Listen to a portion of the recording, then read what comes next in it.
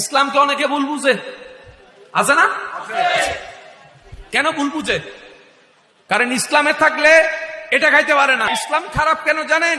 এটা খাইতে পারে না। বিয়ের আগে প্রেম করতে পারে না। ইসলামে থাকলে এটা খাইতে পারে না। ইসলামে থাকলে সুদ খাইতে পারে না। ইসলামে থাকলে ঘুষ খাইতে পারে না।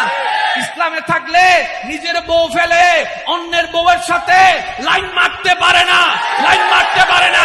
এবার নিজের চাওয়াগুলো যে পূরণ করতে পারে না, সেজন্য ইসলাম খারাপ হয়ে গিয়েছে।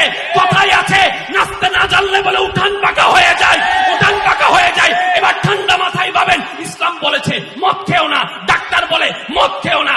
ইসলাম বলে সুদ খেও না, বাংলাদেশ বলে সুদ খেও না। ইসলাম বলে দোষ খেও না, বাংলাদেশ বলে দোষ খেও না।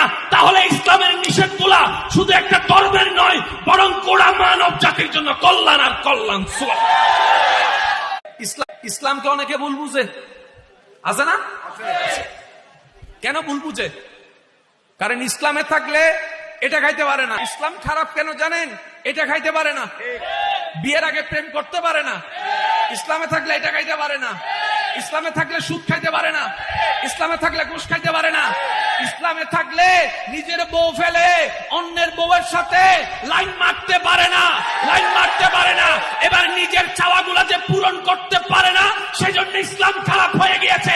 কথাই আছে, নাচতে না জানলে বলে উঠান পাকা হয়ে যায়, উঠান পাকা হয়ে যায়। এবার ঠান্ডা মাথায় ভাবেন, ইসলাম বলেছে মদ খেও না, ডাক্তার বলে মদ খেও না। ইসলাম বলে সুদ খেও না, বাংলাদেশ বলে সুদ খেও না। ইসলাম বলে দোষ খেও না, বাংলাদেশ বলে দোষ খেও না। তাহলে ইসলামের নিষেধগুলা শুধু একটা ধর্মের নয়, বরং গোড়া মানব জাতির জন্য কল্যাণ আর কল্যাণ। ইসলামকে অনেকে ভুল বুঝে, আছে না? কেন ভুল বুঝে? কারণ ইসলামে থাকলে এটা খাইতে পারে না। ইসলাম খারাপ কেন জানেন? এটা খাইতে পারে না। বিয়ের আগে প্রেম করতে পারে না। ইসলামে থাকলে এটা খাইতে পারে না। ইসলামে থাকলে সুদ খাইতে পারে না।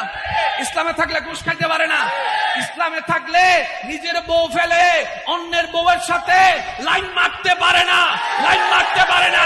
এবার নিজের চাওয়াগুলো যে পূরণ করতে পারে না,